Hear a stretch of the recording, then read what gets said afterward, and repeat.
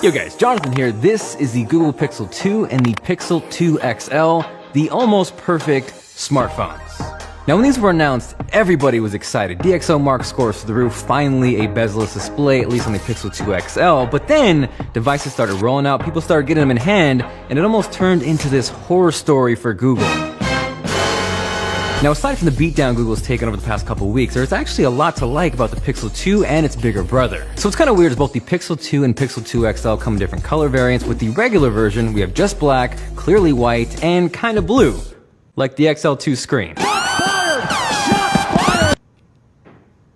Is that right? On a serious note though, I actually really like the kind of blue. It is a super soft, almost bluish mint color. I even prefer it over last year's really blue. Jumping over to the Pixel 2 XL, this actually comes in two colors, just black and white, aka Panda. Now if you ordered a regular Pixel and you need some of that Panda action in your life, the easiest fix for that is to hit up the robots and throw a D-brand skin on that. This is not a Panda, but it sure as hell looks like one. They even got you Dodger fans covered too. Links are below. So when you stack the Pixel 2 and Pixel 2 XL side by side, the very apparent bezels on the regular Pixel 2 really stand out. The Pixel 2 XL looks like it's a phone from 2017, whereas the regular Pixel 2 kind of feels a little dated. Regardless though, the layout on either of these phones is awesome. I really enjoy the location of the fingerprint reader on the back. It works flawlessly. The volume up and down buttons are right smack next to your thumb. Super easy to access. Same thing with the power button. It just feels good. Now on the bottom of the Pixel 2, there is a USB-C port, which is always awesome. There is no wireless charging with this, which for me is not a deal breaker. Some people either really love wireless charging, or some people don't care at all. And I would love to hear what side of the fence you're on. Regardless though, wireless charging are not a positive with the Pixel 2s. You're gonna get up to 7 hours of battery life with 15 minutes of charging, and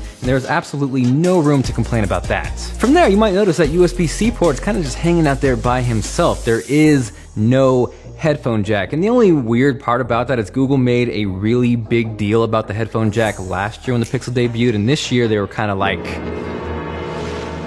On a serious note though, I don't think not having a headphone jack is a deal breaker, especially for me. Anytime I can go wireless, I am going to go that route. Yes, there's the whole debate about audio quality and having a wired cable, but for me, there are tons of fantastic sounding wireless Bluetooth headphones out there, so I'm going to go that way. So while Google did kill off the headphone jack, one giant feature they added this year is water resistance. And that might be one reason alone to upgrade over last year's Pixels. Maybe you're someone who always has their phones near the water, if you're in a shower or a bath. Super safe. Now when you pick up your shiny new Pixel 2 or Pixel 2 XL in the box, you get an 18-watt USB-C charger, the USB-C cable, and a USB-C to 3.5mm audio adapter, so just in case you're holding onto those wired headphones, you can use it out of the box. What's kind of weird though is there are no headphones in sight within this box. It would have been really nice to have a pair of USB-C headphones with the Pixel 2. On the other hand, you have companies like Samsung going above and beyond, including a nicer pair of headphones. So if that matters to you, that is some food for thought. From there, it's time to hop over to probably the most controversial subject with the Pixel 2, and that is the display. Specifically, that is geared more towards the Pixel 2 XL display as opposed to the regular Pixel 2. That features a 5-inch 1920 by 1080 AMOLED display, whereas the Pixel 2 XL features a 6-inch 2880 by 1440p OLED display, which seems to be causing all kinds of problems. Like, there is no denying there is a very apparent problem with the Pixel 2 XL screen. There is major blue shift if you tilt it off axis like any sort of way. The part where it gets a little tricky though is I think if you just handed this phone to the average person out there, they are not gonna pick up on this. It is the super tech audience that is going deep, diving deep, and really getting crazy technical with this, like throwing it down to 10-15% brightness with a gray screen. Like, that is kind of crazy. Is that reason enough just for the screen to not buy the Pixel 2 XL? I'm gonna say no, because there are many enticing features with the Pixel 2 XL. It's just very disappointing because if there was ever a company that you would root for to put Apple and kind of kick their ass, it is Google. They're giant. This is a flagship phone with flagship pricing, and you would expect better from them. So with that, it's kind of confusing and has me a little torn. On one hand, you have the regular Pixel 2, which has a totally fine display, but really big bezels. And then you have the Pixel 2 XL, which is kind of like that person that you see from a distance. It's good from far, but you get it up close and it is far from good. On top of that, I do get that Google is going for that non-saturated look that we've kind of grown accustomed to with smartphones over the years, but the fact of the matter is, certain colors just look really off, especially with red. Again, it's not a bad display, and I don't think it should solely be a reason to turn you off from the Pixel 2 or Pixel 2 XL, but when you compare it to something like a Samsung Galaxy S8 or Note 8, there is no comparison. Now, packed inside the Pixel 2 is a Snapdragon 835, 4GB of RAM. There is no microSD card expansion, but there is a really solid amount of storage with these. The base Pixel 2 comes in at 64 gigs, or you can bump it all the way up to 128 gigabytes. On top of that, you also do have unlimited storage with Google Photos, so yeah, that is definitely a thing. From there though, now that we got the ugly, controversial part out the way, there is a lot to love about the Pixel 2 and Pixel 2 XL. For starters, out of the box, you're getting sweet, pure unadulterated Android 8.0 Oreo. It's super clean, super smooth, and unlike other Android phones, Google is promising 3 years of support and updates. I really love the wallpapers, especially the live versions. Those are just kind of fun to look at and zone out at, and what is really freaking cool with these is that it's smart enough to know what your wallpaper is. So if you have a dark one, it's going to automatically switch the theme of your phone to dark, and if you have a light wallpaper, it will automatically switch it to light. Now, one minor complaint that is geared specifically towards the Pixel 2 XL is because it has that extra tall 18:9 screen, I wish they would implement some sort of feature like Samsung does where you can punch in or crop in on YouTube videos. It's not the end of the world, but just something I'd like to see in the future. From there, I want to talk about Google Assistant and also roll in the squeeze feature, because that is one way to access the Google Assistant. Is this a revolutionary, mind-blowing feature? No, but I don't hate it, and it actually works pretty well. Schedule a timer for 12 minutes. Okay, 12 minutes, starting now. What was the score of the Bulls game? The Bulls' last game was against the Cavaliers.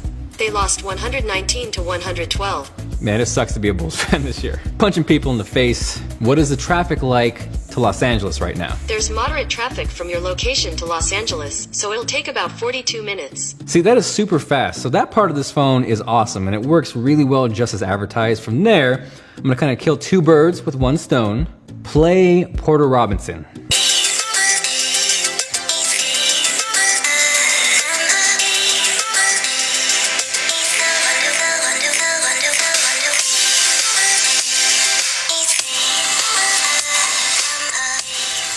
So yeah, there is a ton of volume. That is definitely not anything lacking there. I think overall I would say if there was anything missing, it would be the low end. There's not a crazy amount there, but regardless, I would definitely take stereo speakers over non-stereo speakers any day of the week. From there, always on display is an awesome feature to have. Something that I wish worked just a little bit better was the song recognition. It's not that it's bad, and it's kind of confusing because by default it is turned off. So if you picked up a Pixel 2 and it's not working, more than likely you have to go into settings to enable it. But from there, the database in the library isn't exactly the biggest, so it's not always gonna recognize every song. And from what I understand, it actually checks every 60 seconds to save battery life, so it's not always gonna feel the fastest or the quickest. Next, we're gonna talk about, hands down, the most impressive thing about the Pixel 2, and that is the camera. Seriously, forget the 94 on that DxOMark score. It should just read next to Google Pixel 2 really f***ing good. Seriously, what Google has done with this camera is nothing short of incredible. Some of the best images I've ever captured are from the Pixel 2.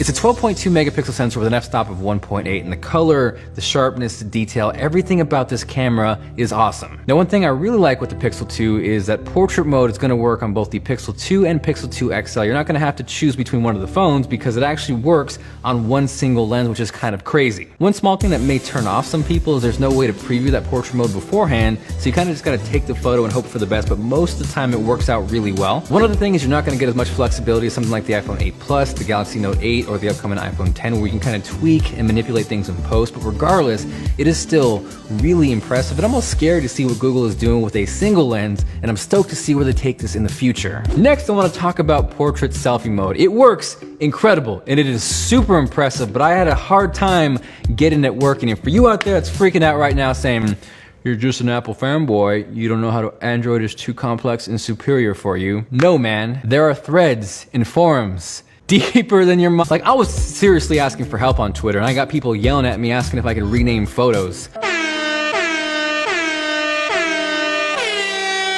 The simplest way is to find the update link, click on it, and hope that it opens in the Play Store because it is not publicly available. If that doesn't work, you gotta go into settings, clear cache and data on the Play Store, potentially the camera app as well, reset things, go back into the Play Store, and hope that an update shows up. Now, for most people out there, that will fix the problem, but there are certain cases, like I experienced, where it actually affects certain Google accounts. So for me, for whatever reason, that update did not want to show up. The absolute weirdest bug fix and workaround that I've ever heard of happened with the Pixel 2. If you have a friend where their Google account shows the camera update, have them log into your phone, update the camera, have them log out, and then magically your phone is now fixed. It's crazy. At the end of the day though, finally got it working. Even if I had to sideload a freaking APK, it was worth it because the Pixel 2 selfie portrait mode is amazing. Now on the flip side of that, some people are overcritical of the Pixel 2 selfie portrait mode, like looking for any possible mistake. Yes, it's not gonna be perfect every time. Yes, it's not gonna always get hair right. Yes, it sometimes may mistake a piece of the background for the foreground, but overall, it is crazy what Google is doing with that. So yeah, between the front-facing camera, the rear camera, portrait mode on both sides, the Google Pixel 2 as a camera overall is 2 giant thumbs up. So we're hopping over to the 4K 30 FPS test here on the Pixel 2. Ralphie, Rich in that hard part. Let me get up close on that. Some quick autofocus. Also, we'd love to hear what you guys think of the video quality and the stabilization. Drop me a comment down below. Lastly, shout out to Mr. Brand on the camera. He makes a pretty awesome videos. Check him out too, link below. Lastly, battery life on the Pixel 2 and Pixel 2 XL overall are really solid. Obviously, you're going to get more of a workhorse with the Pixel 2 XL because you're getting a larger battery. And at the end of the day, that's kind of what it came down to between these two phones, battery life and the screen. So clearly, if you need that better battery performance, the Pixel 2 XL is the way to go. And normally, it would have been a no-brainer. You want that bigger, better display, go for the Pixel 2 XL as well, but with that weird P-OLED display and that blue color shift, it kind of makes things a little confusing. On one hand, do you downsize to the regular Pixel so you don't have to worry about those weird display issues, or do you suck it up for that better battery life and go with the Pixel 2 XL? So with this video, hopefully there was enough covered with the features and the software to kind of get you to that almost ready to buy point, and then from there, the best advice I could possibly give you is head into a store if you can and look at these displays in person. I could show you a million times over a YouTube video how that blue shift looks like, but it's never gonna really simulate real life. And then from there, you can ask yourself, is this enough to make me not wanna buy the Pixel 2 XL? Are the bezels big enough to where they're gonna annoy me and I'm gonna wanna go somewhere else? And that will ultimately help you make your decision. Aside from that, thank you guys very much for watching. Hopefully you enjoyed the video. If you did and you are feeling like being awesome, make sure to smash that like button. If you are not feeling the Google Pixel 2, maybe check out the Galaxy Note 8, which you can watch here. Again, huge shout out to Dbrand for sponsoring this video. This is Jonathan, and I will catch you guys later. Damn. Evans! Wait, I didn't see that. Do it again. Get the top arms. Get the bottom arms. Damn, you're a veiny sucker.